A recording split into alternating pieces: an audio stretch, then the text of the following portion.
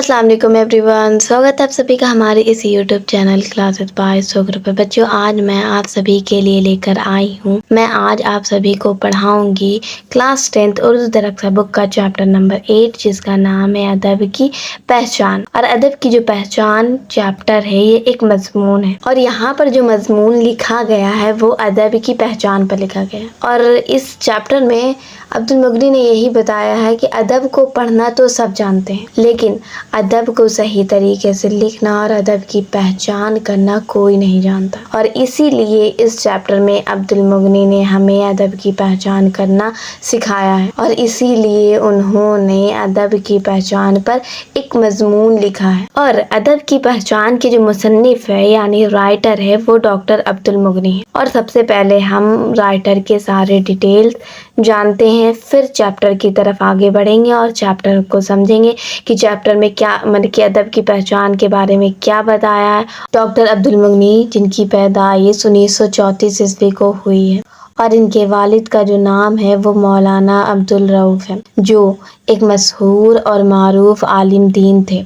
इनके जो वालिद थे, पिताजी, वो एक मशहूर आलिम दीन थे। फिर जो डॉक्टर अब्दुल मुगनी हैं, उनकी जो ताल्लुक़ है वो ज़िला औरंगाबाद से है। और ये ज़िला औरंगाबाद कहाँ पड़ता है, कहाँ का ज़िला है, तो वो बिहार का है।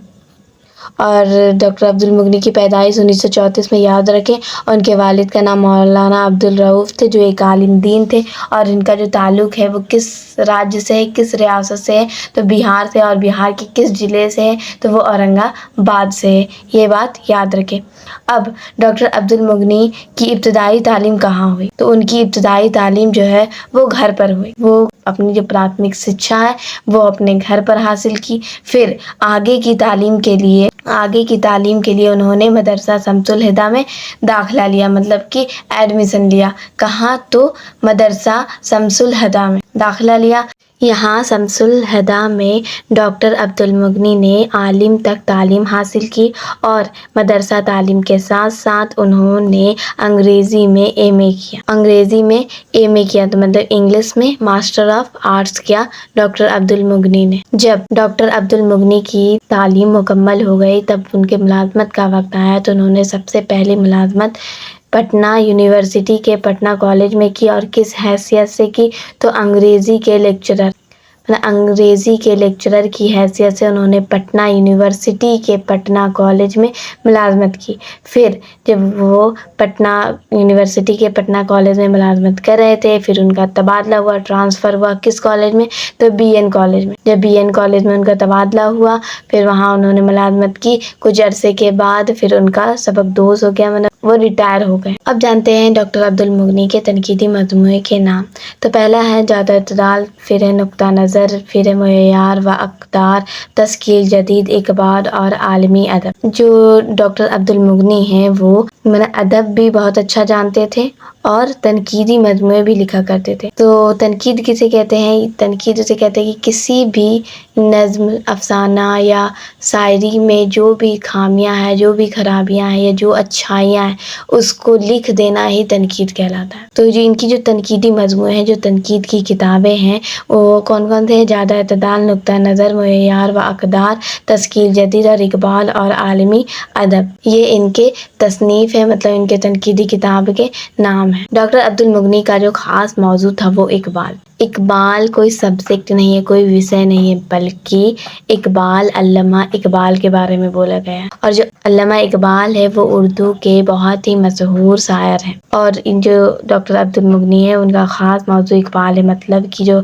डॉक्टर अब्दुल मुगनी है वो अल्लामा इक़बाल के ख़यालात और उन शायरी में वो माहिर है, मतलब उनके ख़यालातों पर, उनके शायरी पर उन्होंने किताब भी लिखी है, मतलब उनका ख़ास मौजू हो गया इक़बाल। डॉक्टर अब्दुल मुगनी ने तकरीबन मतलब लगभग 20 किताबें लिखी हैं, मतलब 20 किताबों के वो मुसन्निफ और मुलफ़्फ़िज़ है। मुसन्निफ को और एक नाम से जाना जाता है, वो है मौलिफ। और जो डॉक्टर अब्दुल मुगनी हैं वो उन्होंने तकरीबन लगभग 20 किताबों के वो मुसन्निफ है। अब आते हैं उनके इंतकाल कब हुआ। तो जो डॉक्टर अब्दुल मुगनी हैं उनका वफ़ात یا بول سکتے ہیں انتقال، وہ پٹنہ میں ہوا۔ کب ہوا؟ 5 ستمبر 2006 کا۔ ڈاکٹر عبد المغنی کی جو وفات ہوئی ہے وہ پٹنہ میں، اور کب ہوئی ہے؟ 5 ستمبر 2006 کا۔ یہاں تک تھا رائٹر کے بارے میں سارا ڈیٹیل۔ اب سمجھیں گے جو ہمارا جو چیپٹر ہے ادب کی پہچان،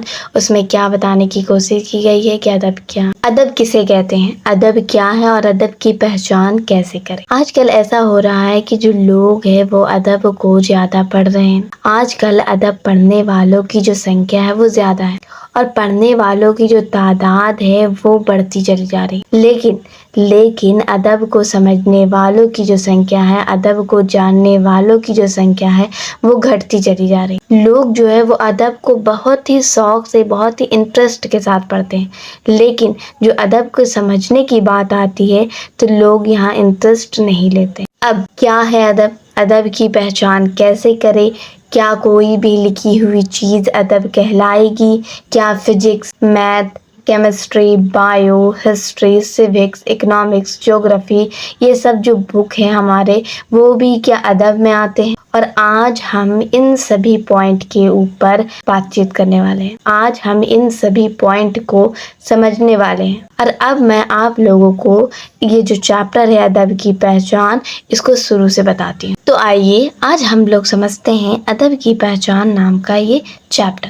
سب سے پہلے سمجھیں گے کہ ادب کسے کہتے ہیں، اور اس کے بعد سمجھیں گے کہ ادب کی پہچان کیسے کریں۔ ادب کو ہندی میں کہیں گے ساہت، اور انگلش میں کہیں گے لٹریچر۔ ادب کو ہندی میں کیا کہیں گے؟ ساہت، اور انگلش میں کیا کہیں گے؟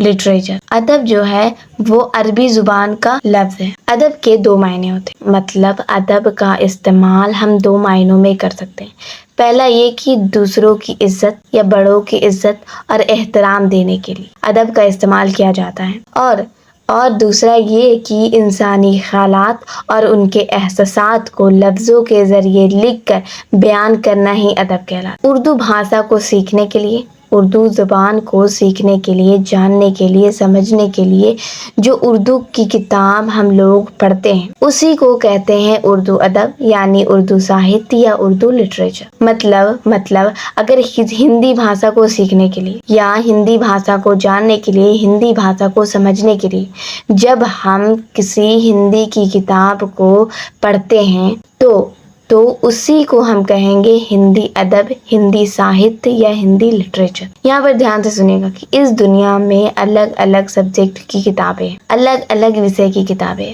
جیسے ہسٹری ہو گیا، کیمسٹری ہو گیا، بایولوجی ہو گیا، سیوکس ہو گیا، میتھس ہو گیا، یہ جو الگ الگ سبجیکٹ کی کتابیں ہیں، کیا ان الگ الگ وشے کے کتابوں کو کیا انہی کے بھاشا میں پڑھتے ہیں؟ کیا ہم لوگ ہسٹری کے کتاب کو ہسٹری کے بھاشا میں پڑھتے ہیں؟ کیا ہم لوگ میتھس کی کتاب کو میتھ کے بھاشا میں پڑھتے ہیں؟ بالکل بھی نہیں۔ ان سبھی کتابوں کو، ان سبھی سبجیکٹ کو آپ کسی نہ کسی بھاشا کے آدھار پہ پڑھتے ہیں۔ اور اس دنیا میں بہت طرح کی بھاشا بولی جاتی ہے، ہندی بولی جاتی ہے، اردو بولی جاتی ہے، سنسکرت بولی جاتی ہے، فارسی بولی جاتی ہے، عربی بولی جاتی ہے، اور ان سبھی بھاشا کے آدھار پر ہم کسی بھی کتاب کو پڑھ سکتے ہیں، چاہے وہ فزکس ہو، چاہے وہ کیمسٹری ہو، چاہے وہ بایولوجی ہو، چاہے وہ ہسٹری ہو، چاہے وہ سیوکس ہو، چاہے وہ اکنامکس ہو، چاہے وہ جیوگرافی ہو۔ کسی بھی طرح کی کتاب کو ہم کسی بھی لینگویج کے آدھار پہ پڑھ سکتے ہیں، چاہے وہ اردو، چاہے وہ ہندی، چاہے وہ انگلش، چاہے وہ فارسی ہو، چاہے وہ عربی ہو، ان سبھی لینگویج کے آدھار پہ پڑھ سکتے ہیں۔ اگر ہم لوگ چاہیں تو ہندی لینگویج کے آدھار پہ پڑھ سکتے ہیں، اگر چاہیں تو اردو لینگویج کے آدھار پہ پڑھ سکتے ہیں، اگر چاہے تو ہم سنسکرت کے لینگویج میں پڑھ سکتے ہیں، اگر چاہے تو ہم فارسی کے لینگویج میں پڑھ سکتے ہیں، کیونکہ اس دنیا میں جتنے بھی الگ الگ سبجیکٹ کی کتابیں ہیں ان سبھی کتابوں کو آپ کسی نہ کسی لینگویج کے بیس پر پڑھتے ہیں، اور وہ بھاشا، وہ لینگویج آپ لوگوں کو تبھی سمجھ میں آئے گی جب آپ ان لینگویج کے، اس بھاشا کے ادب کو پڑھے ہوں۔ مثال کے طور پر آپ میتھ کی کتاب لے لیجیے اور میتھ کو آپ اردو کی بھاشا میں پڑھنے لگے۔ میتھ کو جب آپ اردو کی بھاشا میں پڑھنے لگے تو اردو بھاشا آپ کو تبھی سمجھ میں آئے گی جب آپ اردو کے ادب کو پڑھے ہوئے ہوں گے۔ کہنے کا صاف صاف مطلب یہ ہے کہ جب آپ میتھ کی کتاب لیے اور آپ اس کو اردو میں پڑھ رہے ہیں تو آپ کو اردو بھاشا، اردو لینگویج تبھی سمجھ میں آئے گی جب آپ اردو की किताब मतलब उर्दू के अदब जानते होंगे, उर्दू के अदब को समझते होंगे और उर्दू भाषा को भी समझते होंगे। मतलब किसी भी भाषा को जानने, समझने और सीखने के लिए जो उस भाषा की किताब को हम पढ़ते हैं उसी किताब को कहते हैं अदब। ये बात आप लोगों को एक मिसाल के तौर पर समझाते हैं कि जैसे उर्दू की भाषा को सीखने, जानने के लिए उर्दू की किताब को पढ़ रहे हैं, उर्दू की किताब को पढ़ते हैं तो वो क्या कहलाएगी? वो उर्दू अदब कहलाएगी, वो उर्दू अदब हो जाएगा। और हिंदी की भाषा को, हिंदी की लैंग्वेज को सीखने के लिए, समझने के लिए, जानने के लिए हिंदी की किताब को पढ़ते हैं तो वो क्या कहलाएगी? वो हिंदी साहित्य कहलाएगी, हिंदी अदब कहलाएगी। हम लोग फिजिक्स की किताब को हिंदी में पढ़ते हैं या हिंदी में पढ़ रहे हैं तो आपको हिंदी तभी समझ में आएगी जब आप हिंदी अदब पढ़े हुए होंगे, यानी हिंदी साहित्य को पढ़े हुए होंगे। किसी भी किताब को पढ़ने के लिए उस किताब के लैंग्वेज की अदब को पढ़े हुए होंगे तभी आपको वो किताब वो समझ में आएगी। इस तरह हर लैंग्वेज में होगा, हर लैंग्वेज का अपना अपना एक अदब, अपना अपना एक साहित्य। और उर्दू का अपना एक अदब होता है, हिंदी का अपना अदब होता है। उर्दू भाषा को समझने के लिए उसकी अलग किताब पढ़ते हैं, उसका अलग अलग नियम और कानून होता है और उसकी किताबों को पढ़ते हैं। और हिंदी की भी अदब अलग होते हैं, फारसी की अदब अलग होती है, इंग्लिश की अदब अलग होती है। तो हर एक भाषा की अदब होती है जिसको समझने के बाद और सीखने के बाद उस भाषा को हम जान पाते हैं। सही, आई होप आप लोगों को समझ में आ गया होगा कि अदब क्या है या अदब किसे कहते हैं। अब बात आती है कि कोई भी लिखी हुई चीज अदब कहलाएगी। मतलब क्या? अखबार ले लेते हैं, जैसे अखबार भी अदब कहलाएगी। अखबार में जो लिखी हुई बात होती है उस और जो खबरें होती हैं उसे भी हम क्या कहेंगे? अदब कहेंगे। क्या जो अखबार है हमारी वो अदब कहलाएगी? तो इसका आंसर होगा जी नहीं, बिल्कुल भी नहीं। मगर हो सकता है कि जब अदब के कायदे कानून को फॉलो करते हुए लिखा जाए तब इसको अदब के कैटेगरी में रखे जा सकते हैं। मतलब ये है कि अदब में जो चीज़ अहम होती है, अदब में जो चीज़ रहनी चाहिए, जो लाजमी है, जो ज़रूरी है, वो अदब के जो नियम और कानून होते हैं अगर उसको फॉलो करके उसको लिखा जाए तब उसको हम अदब कह सकते हैं, उसे अदब की कैटेगरी में रख सकते हैं और उसे अदब कहा जा सकता है। और अब ये समझते हैं कि अदब में क्या क्या होनी चाहिए। सबसे पहली बात, अदब में फिक्र व फन होना चाहिए। अदब में फिक्र व फन होना चाहिए। जिस चीज के बारे में हम लिख रहे हैं उस चीज की पूरी जानकारी होनी चाहिए, पूरी मालूमात होनी चाहिए, मतलब फिक्र होनी चाहिए उस बात की, उस चीज की। फन यानी आर्ट, कला होनी चाहिए अदब को लिखने। दूसरा, उर्दू ग्रामर की पाबंदी या उर्दू ग्रामर उस अदब में शामिल होना चाहिए। पहला तो हो गया फिक्र व फन, दूसरा हो गया उर्दू कवायद, मतलब उर्दू कवायद आपको अच्छी तरह से आना चाहिए। फिर उर्दू कवायद में एक भी गलती नहीं होनी चाहिए। अब तीसरा होता है लफ्ज, वर्ड, मतलब कि लफ्ज की कमी ना हो, आपके पास लफ्जों का भंडार हो ताकि आप अपने ख्यालात को, अपने एहसासात को बहुत ही अच्छे तरीके से जाहिर कर पाएंगे। और अगर आप लोग के पास लफ्जों की कमी रहेगी तो आप अपने ख्यालात को, आप अपने जज्बात को, आप अपने एहसासात को जाहिर नहीं कर सकेंगे। सही है, इसलिए जो लफ्ज़ों की जो भंडार है वो आप लोगों के पास जरूर होनी चाहिए, एकदम लाजमी। जब तक आपके पास लफ्ज़ों का भंडार नहीं होगा तो आप अपने ख्यालात को, आप अपने एहसासात को जाहिर नहीं कर पाएंगे। अब है चौथा पॉइंट, पूरी मालूमात, पूरी जानकारी होनी चाहिए आप जिस चीज के बारे में आप लिख रहे हैं, और उस चीज की सारी मालूमात होनी बहुत जरूरी। जिस टॉपिक के बारे में आप लिख रहे हैं उस टॉपिक की सारी जानकारी होनी चाहिए। सही है। और जब आप लिख कर तैयार कर दें जब आप लिख कर तैयार कर दे, जिस भी टॉपिक के बारे में आप लिख रहे हैं उससे लिख कर तैयार कर दे, उसमें फ़िक्र व फ़न भी डाल दें, उर्दू कायदे की अच्छी तरह से इस्तेमाल हो, उसमें लफ्ज़ों का भंडार भी हो, अच्छे अच्छे लफ्ज़ों का इस्तेमाल हो, फिर बहुत ही खूबसूरत लफ्ज़ों में इस्तेमाल किया हो, पूरी जानकारी उस टॉपिक के बारे में, पूरी जानकारी, पूरी मालूमात आप लोगों ने लिख दी हो, मतलब लिख के तैयार कर दी हो। और जब लिख कर तैयार कर दी हैं तो उस लिखे हुए को कोई इंसान पढ़े, पढ़ने वाले को हम कहेंगे कारी, पढ़ने वाले को क्या कहेंगे? कारी कहेंगे। कारी को पढ़ने के बाद मतलब एक सुकून सा महसूस होना चाहिए, मतलब जो इंसान कारी पढ़ रहा है उसको पढ़ने के बाद ऐसा लगे कि वाह क्या लिखा गया है, मतलब सच में क्या लिखा गया है, मतलब किस तरह से उसमें फ़िक्र व फ़न डाला गया है, किस तरह से उसमें उर्दू कवायद का इस्तेमाल किया गया है, किन मतलब कि सुंदर या खूबसूरत लफ्ज़ों का इस्तेमाल किया गया है, और अपने एहसासात को, अपने ख़यालात को किस तरह से ज़ाहिर किया है।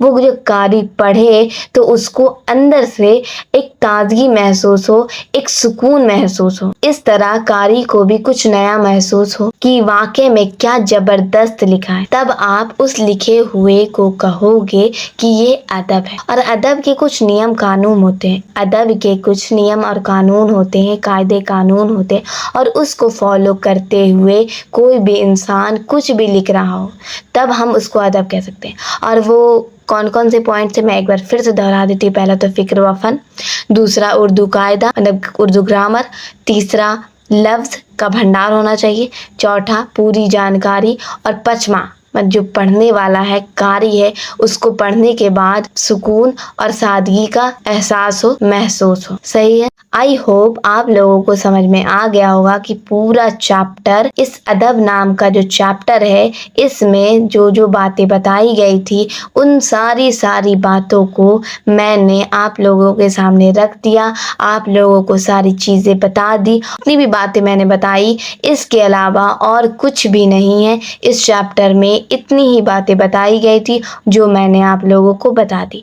आई होप आप लोगों को समझ में आया होगा। कोई भी कंफ्यूजन हो इस चैप्टर से रिलेटेड आप हमसे पूछ सकते हैं कमेंट बॉक्स। मेरी ये वीडियो आप लोगों को पसंद आई हो तो वीडियो को लाइक करें, चैनल को सब्सक्राइब करें। Thank you for watching.